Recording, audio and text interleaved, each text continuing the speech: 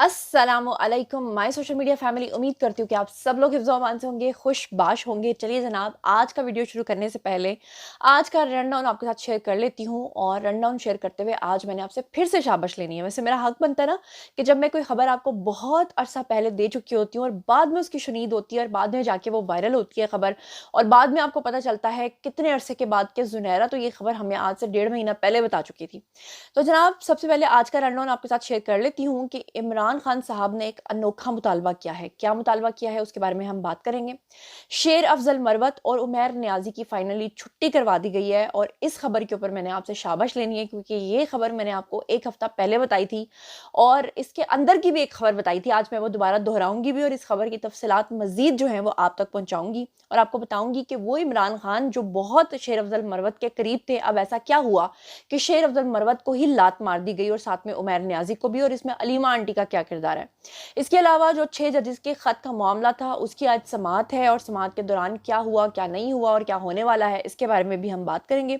इसके अलावा जो जजेस को मशकूक खत मिला है, वो खत के मामलात क्या हैं, उस खत के अंदर क्या था, वो किसने भेजा था, वो क्यों भेजा था, किसकी ईमा पर भेजा था, इसके ऊपर भी हम बात करेंगे। और इसके अलावा आज की कुछ खुशखबरियां भी आपके साथ शेयर करनी है। तो आज की सबसे पहली खबर जो आपके साथ शेयर करने जा रही हूँ वो शेर अफजल मरवत और उमैर नियाजी के हवाले से है। लेकिन शाबाश इस बात पे बनती है कि आज से ठीक एक हफ्ता पहले ही मैं आपको ये बात बता चुकी थी कि बुशरा बीबी और अलीमा आंटी के दरमियान एक बहुत बड़ी जंग जारी थी। आपको ये मैं बता चुकी थी प्रीवियस व्लॉग, अगर आपने देखा होगा तो जरूर कमेंट सेक्शन में बताइएगा कि आपने मेरा वो व्लॉग देखा था या नहीं देखा था, जिसमें मैं आपको बता चुकी थी कि बुशरा बीबी जब भी अदालत जाती थी पेशी के लिए तो अलीमा खान के जो लोग होते थे वो प्लैक कार्ड्स लेकर बुशरा बीबी के खिलाफ नारेबाजी करते थे, जिसपे बुशरा बीबी काफी ज्यादा ऑफेंडेड थी। मैंने आपको ये भी बताया था कि माजी में बुशरा बीबी ये चाहती थी कि उनके जो बेटे हैं जो खावर मालिका में से हैं, वो बेटे जो हैं वो इमरान खान की पार्टी की बागडोर संभालें। और आपको ये भी पता है कि जब से बुशरा बीबी की इमरान खान से शादी हुई थी, कासिम और सुलेमान जो इमरान खान के बेटे हैं उनके साथ बुशरा बीबी ने उनकी मुलाकात भी नहीं होने दी थी। मैंने आपको ये भी बताया था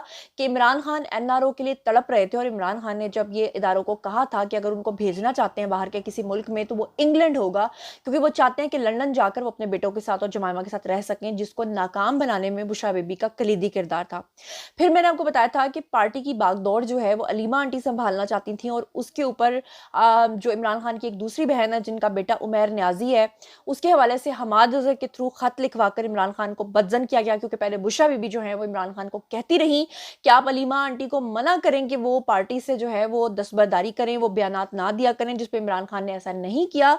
तो फाइनली हमाद अजहर के थ्रू इन्होंने खत लिखवाकर इमरान खान को ये पैगाम भिजवाया कि बुशरा बीबी जो है वो इस बात से बड़ी परेशान है और पार्टी के अंदर जो है वो अलीमा खान का इन्फ्लुएंस जो है वो बहुत ज्यादा बढ़ता जा रहा है। फिर उसके बाद आपको पता है कि शेर अफजल मरवत ने अभी पिछले हफ्ते ये ऐलान किया कि वो अपनी सोशल मीडिया टीम अलग से बनाने जा रहे हैं। और इसके बाद मैंने आपको पिछले हफ्ते ये खबर भी दी थी कि इमरान खान जो है वो शेर अफजल मरवत का सिर्फ और सिर्फ इस्तेमाल कर रहे हैं। सबसे पहले अगर वो बाहर आए, अव्वल तो अभी फिलहाल बाहर आने के कोई चांसेस नहीं है, लेकिन अगर वो बाहर आते हैं तो सबसे पहली लात वो शेर अफजल मरवत को मारेंगे। लेकिन उससे पहले ही ये मौका आ चुका है। ना सिर्फ शेर अफजल मरवत को लात मारी गई है बल्कि उमैर नियाजी की खबर भी मैंने आपके साथ शेयर की थी। तो अब मैं आपको बताती हूँ जनाब कि फाइनली बानिया पीटीआई यानी कि इमरान खान ने कोर कमेटी की सिफारिश के ऊपर शेर अफजल मरवत के खिलाफ सख्त तरीन एक्शन लेने का फैसला कर लिया है।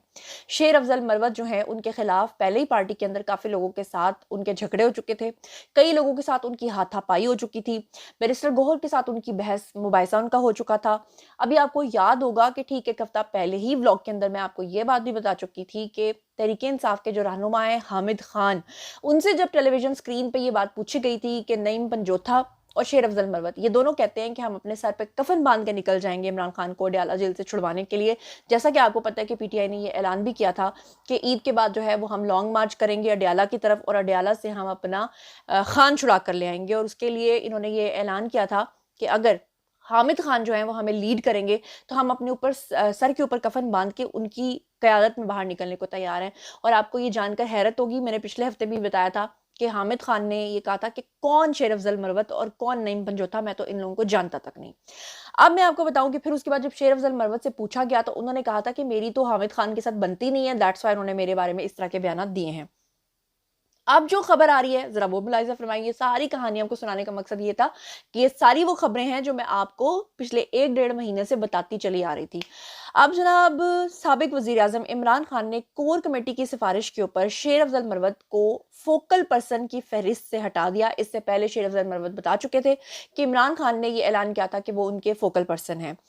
उसके अलावा आपको बता दूं कि बानिया पीटीआई इमरान खान ने शेर अफजल मरवत को फोकल पर्सन की फहरिस्त से हटाने के अलावा मुलाकातियों के लिए जो नाम देने की फहरिस्त है उसमें से भी उनको बाहर निकाल दिया है, क्योंकि आए रोज जो शेर अफजल मरवत है वो कोई ना कोई नया शोशा छोड़ते थे, कोई ना कोई नई कहानी सुनाते थे और वो कहते थे कि मैं ये सारी बातें इमरान खान से जेल के अंदर पूछ के आया हूँ। और मजे की बात यह है कि बाहर आकर जब ये लोग मुलाकात करते थे इमरान खान से, तो शेर अफजल मरवत कोई और कहानी सुनाते थे कि जेल के अंदर इमरान खान ने मुझे ये इंस्ट्रक्शंस दी हैं, जबकि हामिद खान कोई और कहानी सुनाते थे, बैरिस्टर गौहर कोई और कहानी सुनाते थे, बैरिस्टर सैफ कोई और कहानी सुनाते थे। अब जनाब, इमरान खान ने ना सिर्फ इनका यानी कि शेर अफजल मरवत का पत्ता साफ कर दिया है, बल्कि मुलाकातियों की नाम की जो फहरिस्त है उसमें से भी इनका नाम निकाल दिया है। इमरान खान ने शेर अफजल मरवत को अपनी सोशल मीडिया टीम भी ख़त्म करने की हिदायत कर दी है। यानी कि शेर अफजल मरवत ने जो कहा है कि मैं अपनी टीम अलग से बनाऊंगा। आपको याद होगा कि जो इमरान खान के बहुत कुर्बत वाले लोग हैं, जो इमरान खान के करीबी लोग हैं, वो अक्सर ये बात करते हैं कि जैसे ही कोई इंसान पार्टी के अंदर थोड़ा नामवर होने की कोशिश करता था या उसका थोड़ा नाम बनना शुरू होता था, तो इमरान खान उससे शदीद नफरत करना शुरू कर देते थे। इसकी सबसे बड़ी मिसाल उस दौर में अब्दुल अलीम खान है। उस ज़माने में उसकी मिसाल जो है वो जहांगीर तरीन है। उस ज़माने में जो कोई भी थोड़ा सा आगे जाने की कोशिश करता था उसको फौरी तौर पे इमरान खान जो है वो हटा दिया करते थे। और शेर अफजल मरवत हालिया दिनों में इमरान खान की पार्टी के बड़े मशहूर और मारूफ शख्सियत रहे हैं। तो इमरान खान ने उनको ये हिदायत भी जारी कर दी है कि अपने सोशल मीडिया टीम जो तुमने बनाने की बात की है इसको भी ख़त्म करो। बानिया चेयरमैन की जानिब से फैसला जो है वो कोर कमेटी की सिफारिशात के ऊपर किया गया। बानिया पीटीआई से मुलाकातों के लिए फोकल पर्संस की टीम भी तब्दील कर दी गई है। बैरिस्टर उमैर नियाजी जो कि इमरान खान की बहन के बेटे हैं, उनका भी पत्ता साफ कर दिया गया है। उमैर नियाजी और शेर अफजल मरवत को फोकल पर्संस की टीम से फाइनली निकाल दिया गया है। नए फोकल पर्सन जो अब होंगे उनमें जिनके नाम आए हैं वो भी मुलाहिजा फरमा लीजिए। उमर अयूब हैं, बैरिस्टर अली जफर हैं, शिबली फराज हैं और बैरिस्टर गौहर खान जो हैं वो इन नामों के अंदर शामिल हैं। पीटीआई क़यादत ने जेल इंतजामिया को यह भी आगाह कर दिया कि बानिया पीटीआई से मुलाकातों की फहरिस्त की नई फोकल पर्संस की टीम जो है वो आप नोटिस कर लीजिए, नोट कर लीजिए। और आज के बाद शेर अफजल मरवत और अगर उमैर नियाजी मिलने के लिए आते हैं तो इनको जो है वो आपने जिसे कहते हैं ना धक्का मार के निकाल देना है जनाब। इसके अलावा मैं आपके साथ जो खबर शेयर करने जा रही हूँ वो ये है जनाब कि इस्लामाबाद हाई कोर्ट के जो 8 जजेस हैं उनको पाउडर से भरे हुए मशकूक खतूत मौसूल हुए हैं और इसके अंदर एक बहुत बड़ी साजिश है। साजिश क्या है वो मैं आपको बताती हूँ, लेकिन पहले ज़रा ये रिपोर्ट सुन लीजिए कि ये जो मशकूक किस्म के खतूत इनको मिले हैं उसके ऊपर बाकायदा तौर पर टेप हुआ हुआ था। तो इसके हवाले से मुकदमा जो दहशतगर्दी के दफात हैं उसके तहत दर्ज कर लिया गया है। एफआईआर का मतन जो है उसके मुताबिक कहा गया है कि तहरीके इंसाफ जो है और तहरीके नमू से पाकिस्तान का हवाला देकर जस्टिस सिस्टम को तनकीद का निशाना बनाया गया। धमकी के लिए मखसूस शक्ल और अंग्रेजी लफ्ज़ इस्तेमाल किया गया। मुकदमा इस्लामाबाद हाई कोर्ट के क्लर्क कदीर अहमद की मुदियत के अंदर दर्ज किया गया है। एफआईआर के मुताबिक कदीर अहमद ने कहा कि तमाम जजेस साहिबान के नाम लेटर मैंने तकसीम करवाए। तमाम लेटर्स जो हैं वो खातून ज़ौजा वकार हुसैन नामुकम्मल एड्रेस के नाम से मौसूल हुए। उन्होंने कहा कि इस्लामाबाद हाई कोर्ट के 8 जजेस को पाउडर से भरे मशकूक खतूत मौसूल हुए जिसमें डराने धमकाने वाला निशान जो था वो मौजूद था। अच्छा, मज़े की बात आप ज़रा देखिए कि इन जजेस को जो खतूत मिले उन खतूत को पहले से ही बाहर से टेप कर दिया गया था। पहले ही ये है कि अगर कोई वाकई नुकसान पहुंचाना होता, अगर वाकई ये किसी की साजिश होती तो कोई ऊपर टेप क्यों लगाता, क्योंकि उसके अंदर जो पाउडर्स निकला है, जो उसके अंदर वो एक खास किस्म का मादा बताया जा रहा है जो कि अगर आपकी बॉडी के साथ या स्किन के साथ अटैच हो जाए तो आपको बड़ी बीमारियां लाहक हो सकती हैं। फर्ज कीजिए कि किसी का मकसद यही होगा किसी को नुकसान पहुंचाना, तो ऊपर टेप लगा के उसको शक क्यों डालेगा। वो तो उसी तरह जिस तरह नॉर्मल खतूत मिलते हैं उसी तरह खत भेजता ताकि अगला खोलता उसकी स्किन को लगता और उसको बीमारी लग जाती। इसका मतलब ये है कि जिसने ये किया है वो बड़ी अक्लमंदी के साथ किया है ताकि पहले ही खत को देखकर उसको पता चल जाए कि मैंने इसको खुद नहीं खोलना, इसको मैंने किसी एहतियात के साथ खोलना है क्योंकि इसके अंदर कोई मशकूक चीज़ है। दूसरी बात, जो आपको नुकसान पहुंचाना चाहता है वो आपकी पहले से पूरी रेकी करके रखता है। जब वो आपकी पूरी रेकी करके रखता है तो वो आपका एड्रेस भी जानता होता है। अगर एक ही एड्रेस जो है 8 खतूत के ऊपर लिखकर आपको भिजवाया जाए तो इससे साफ जाहिर होता है कि ये जो जजेस के सर पर लटकती हुई तलवार थी, इनके खिलाफ जो इंक्वायरी कमीशन बैठा था, उसको सिर्फ प्रूव करने के लिए इन्होंने ये भोंडी हरकत जो है की या करवाई है। Chief justice Islamabad high court Aamir Farooq ने साइफर केस की समाअत के दौरान तस्दीक करते हुए कहा कि हमें खत मौसूल हुए हैं। साइफर केस की समाअत में ताखीर की एक वजह ये भी थी कि बुनियादी तौर पे हाई कोर्ट को थ्रेट किया गया। असल में वो अब ये जस्टिफाई तो करना है ना कि हाँ जी हमें खतूत मिले हैं। अदालती ज़राए ने बताया कि इस्लामाबाद हाई कोर्ट के जजेस को मशकूक खतूत मौसूल हुए, जिसके ऊपर इस्लामाबाद हाई कोर्ट ने दहशतगर्दी की दफात के तहत FIR दर्ज करने का हुक्म दिया। अदालती ज़राए ने मजीद बताया कि एक जज के स्टाफ ने खत को खोला तो उसके अंदर पाउडर मौजूद था। इस्लामाबाद पुलिस की एक्सपर्ट्स की टीम इस्लामाबाद हाई कोर्ट पहुंची और तहकीकात का आगाज कर दिया। ज़राए ने कहा कि ख़त के अंदर धमकाने वाला निशान भी मौजूद था। किसी खातून ने जो है वो बगैर एड्रेस लिखे अपना ख़त जो है वो हाई कोर्ट अरसाल किया। अदालती ज़राए ने कहा कि चीफ जस्टिस आमिर फारूक समेत 8 जजेस को मशकूक खतूत मौसूल हुए। ख़त रेशम अहलिया वकार हुसैन नामी खातून ने लिखा।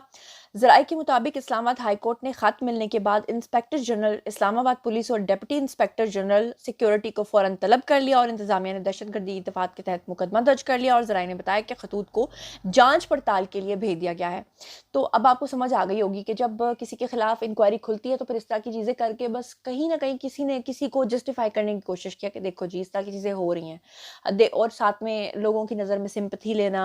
और जैसा कि मैंने आपको पिछले वाले व्लॉग में बताया कि इमरान खान ने उसी दिन जब ये वाला मामला हुआ है खतूत वाला, उसके साथ ही इमरान खान जज साहब के पास गए। उन्होंने जाकर कहा कि उनकी बीवी को जहर दे दिया गया है। बीवी ने कहा नहीं हार्पिक दिया गया है। फिर बीवी ने कहा नहीं हार्पिक के 3 कतरे पिलाए गए हैं। फिर कहा गया कि फैसला कर लें कि आपको शहद दिया गया है, तेजाब दिया गया है या जहर दिया गया है। तो वो सारी चीज़ें जो है वो आपके सामने हैं और उसके बाद ये ख़त वाला शोशा जो है ये छोड़ा गया है। बहरहाल जनाब, इसके अलावा मैं आपको ये खबर भी दे दूँ कि इस्लामाबाद हाई कोर्ट के जो जजेस हैं उनके ख़त के ऊपर अज़ खुद नोटिस सुप्रीम कोर्ट में आज जो उसकी समाअत जो है वो होने जा रही है। जिस वक्त आप ये वीडियो देख रहे हैं जब तब तक या तो समाअत हो चुकी होगी या होने वाली होगी। आपको बता दूं कि 2 दिन पहले चीफ जस्टिस काजी फाइज ईसा ने इस्लामाबाद हाई कोर्ट के 6 जजेस के खत का अज खुद नोटिस लेते हुए 7 रुकनी लार्जर बेंच तश्कील दिया था। चीफ जस्टिस काजी फाइज ईसा की सरबराही में 7 रुकनी लार्जर बेंच जो है वो आज समाअत करेगा। Justice Mansoor Ali Shah, justice Yahya Khan Afridi, justice Jamal Khan Mandokhel, justice Athar Minallah और जस्टिस मुसरत हिलाली और जस्टिस नईम अख्तर, ये जो सारे लोग हैं जिनके मैंने नाम आपको बताए ये सारे के सारे बेंच का हिस्सा हैं। 25 मार्च को इस्लामाबाद हाई कोर्ट के 6 जजेस ने जजेस के काम में मुदाखलत और खुफिया एजेंसीज के ऊपर इल्ज़ाम आयद किया था। अब ज़रा अंदाज़ा करें कि इस वक्त स्टैब्लिशमेंट किस मुश्किल के अंदर फंसी हुई है कि एक तरफ जजेस जो हैं वो इल्ज़ाम लगा रहे हैं और दूसरी तरफ आप देखें कि बुशरा बीबी भी इल्ज़ाम लगा रही हैं स्टैब्लिशमेंट के ऊपर कि उनको हार्पिक पिला दिया गया। समझ से बाहर है कि हमारी वो इस्टेब्लिशमेंट जो पूरी दुनिया में 7वें नंबर पे आती है, उनको सिर्फ बुशरा बीबी को हार्पिक ही क्यों पिलाना है? वो कुछ और नहीं करवा सकते? जब किसी ने किसी को मरवाना होता है ना तो वो कुछ भी कर सकता है, वो एक्सीडेंट नहीं करवा सकता खुदा ना खास्ता। मैं मतलब एक एग्जांपल दे रही हूँ।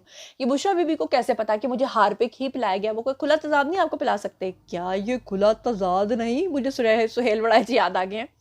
अच्छा जी, अब 25 मार्च को ये जो जजेस थे इन्होंने इल्ज़ाम लगाया था कि खुफिया एजेंसीज जो हैं उनके काम के अंदर मुदाखलत करती हैं। फिर उसके बाद आपको याद होगा कि जस्टिस तसद्दुक जिलानी जो हैं उनको इस की सरबराही दी गई थी और बाद में उन्होंने इससे माजरत भी कर ली थी।